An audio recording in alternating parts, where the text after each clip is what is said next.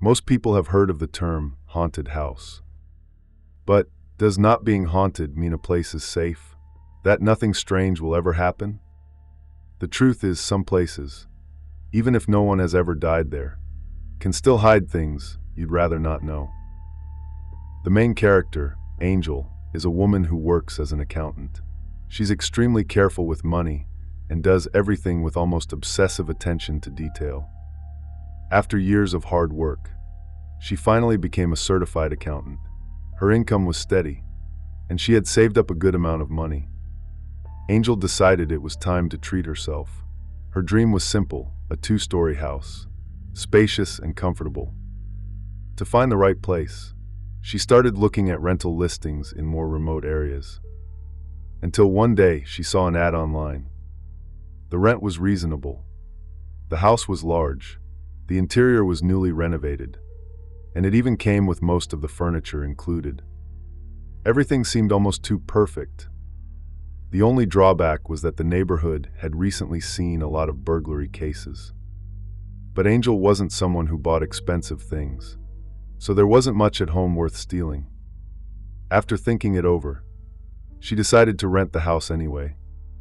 And so, Angel arranged to meet the owner and the agent to see the property in person. On the day of the viewing, she almost fell in love with it at first sight. The place was newly renovated. The layout was spacious, and it even had a large balcony, perfect for smoking and enjoying the view in her free time. Inside, there was far more furniture than she had expected, even a reclining armchair, so soft it felt like it could swallow her whole.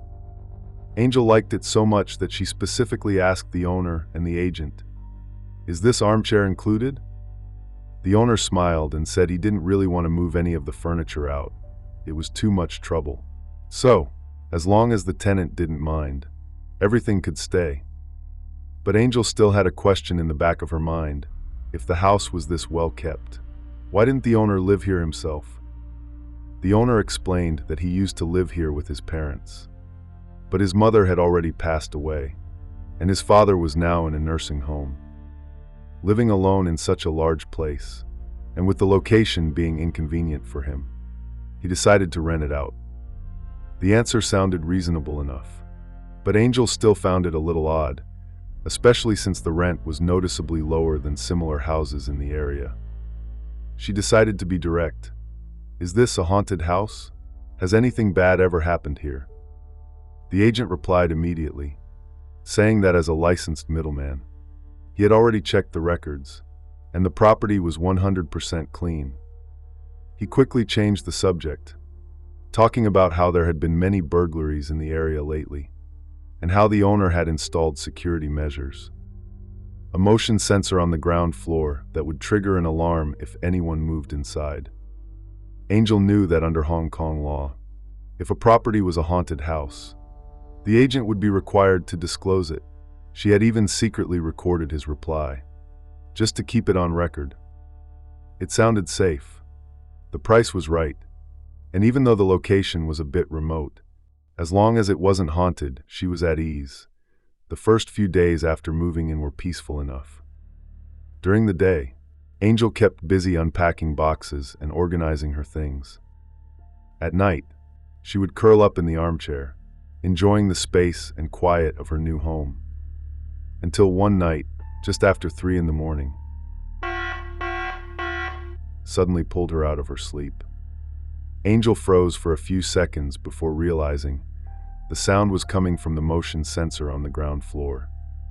Her first thought, could it be a break-in? Images flashed through her mind, doors and windows being forced open, a shadow moving through the living room. She held her breath as she got out of bed, making sure not to make a sound. In the darkness, the staircase felt unusually long. Moonlight spilled through the patterned window, breaking into neat squares on the floor. Each step she took made the wood give a faint creak, almost as if it were warning someone downstairs, "She's coming." On the ground floor, the red light on the sensor was still flashing. The system indicated that something had moved. But the house was empty, doors and windows locked tight, not even a breeze coming through. Angel crouched down and reached to reset the system. In the silence, she could hear her own heartbeat. She told herself it was probably just an oversensitive sensor, or maybe it was faulty.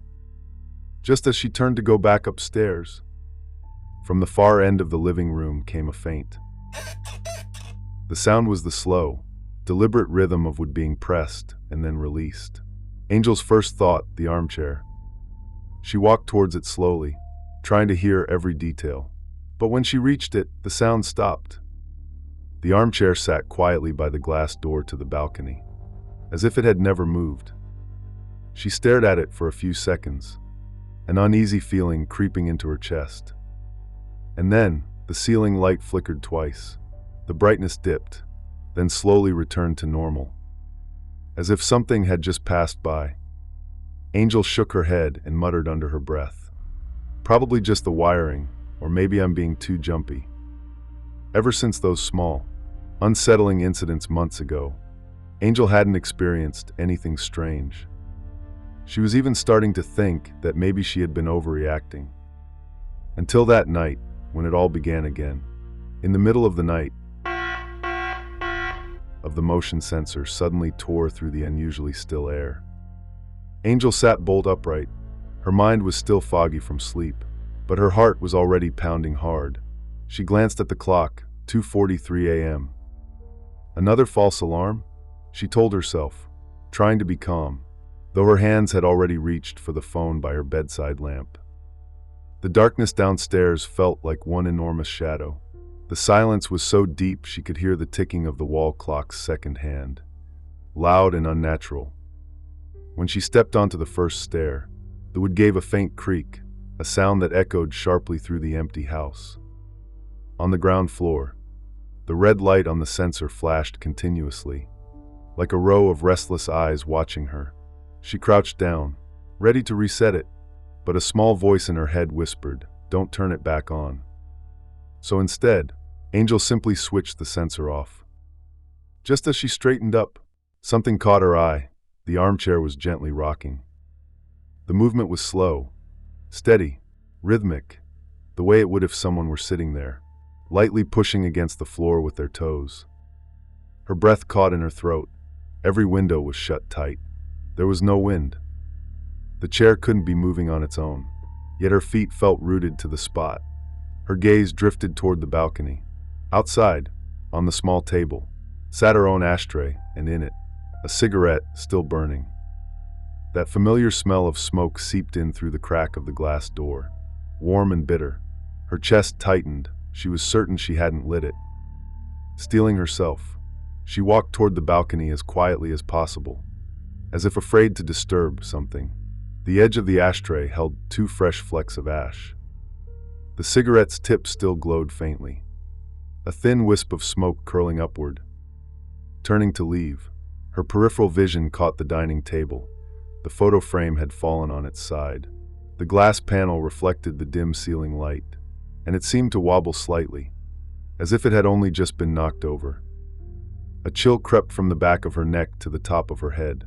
She quickened her pace toward the stairs, but as she passed the kitchen door, a faint, irregular metallic clinking drifted out, the sound of knives, forks, and chopsticks, as if someone were slowly sifting through the drawer.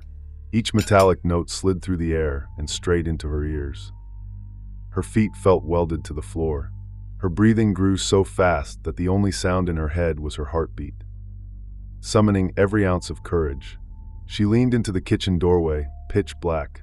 The table was bare. The drawers were firmly shut. The silence was so complete it was as if the sound had never existed. Angel bolted upstairs, locking the bedroom door in one swift motion. She leaned her whole body against it, her heartbeat still pounding, refusing to slow. She didn't dare go back down, not past that armchair again. To drown out the fear pressing in on her, she turned on the TV, letting the light and sound fill the room. Images flickered across the screen, but her eyes never really focused on the movie. They kept drifting to the strip of darkness seeping in through the gap under the door. She didn't sleep at all. Only when the first pale light of morning filtered through the window did she feel like she'd come back to life. The very next morning, Angel called the real estate agent. Her voice was sharp and urgent. She reminded him that he had made it clear from the start that nothing bad had ever happened in the house, that it wasn't haunted. But after what she'd experienced the night before, she told him there was no way this was all in her head. The agent was silent for a moment, then promised to speak to the landlord and find out more. A little later, he got back to her. The landlord said he couldn't meet yet. His father had died exactly 7 days ago, and he was busy handling the funeral arrangements. 2 days later, the agent arranged a meeting with the landlord. Angel brought along a friend for moral support. The four of them sat down, and Angel recounted every detail of that night: the motion sensor, the rocking armchair, the cigarette on the balcony, the fallen photo frame, the sounds from the kitchen. When she finished, she made one request. She wanted the armchair removed. The landlord nodded and agreed, but he firmly repeated that the house was not haunted. He had lived there for years without a single strange incident. The only coincidence, he said, was that the night it all happened was the 7th day after his father's death. Because he had been busy with the funeral, he hadn't been able to come by to see what was going on. Angel hadn't reacted yet when her friend, sitting beside her, suddenly gave a look of realization. Leaning close, he whispered, "You know, some people believe that on the 7th day after death, the spirit returns to visit their home. Apart from the nursing home, this house had been where the landlord's father had always lived. If the stories about returning on the 7th were true, then maybe everything that happened that night was just him coming back to sit in his chair, have a smoke, and feel the home he knew so well one last time." Angel felt the tight knot of fear inside her begin to loosen, because if that were the case, at least it wasn't something malicious. In fact, aside from the 2 earlier incidents, she'd never had any other strange experiences in the 6 months she'd lived there. The most vivid, the most real, had been that one night. In the end, she accepted the explanation. It wasn't a haunted house. It was just an old man, choosing to return briefly to the place he loved most after walking the last stretch of his life's journey. And that is where the story ends. But as for this 7th-day return, her friend mentioned, it's a belief that has long been passed down in Chinese folk culture. When a person passes away, their soul doesn't disappear immediately. Instead, it lingers in the world of the living for a short time. Some believe that on the 7th day after death, the spirit will come back to visit the people they loved most, or the place they knew best in life. Different regions have their own customs. Some families will set out the deceased's favorite food on the table, light incense and candles, even open the doors and windows to let them know this will always be your home. Others will leave an empty chair, symbolizing a seat for them to rest. But in folk tales, there is also another belief. After the 7th day, the ox head and horse face will appear. In Chinese mythology, they are the underworld's wardens, tasked with escorting souls to the afterlife. Once the 7th day passes, there is no more time to wander freely in the world of the living. That night might be the very last chance for them to visit. Some say, if on that 7th night you feel a presence, hear familiar footsteps, or even catch the scent of something they once loved, there's no need to be afraid. It may just be their way of saying goodbye. Angel chose to believe that everything she experienced that night was nothing more than a brief visit from an old man, coming back to sit in his familiar chair, smoke his usual cigarette, and listen to the sounds of the home he once loved. She didn't choose fear. She chose to meet it with respect and acceptance. But still, if the 7th day return is real, would you want them to come back for you?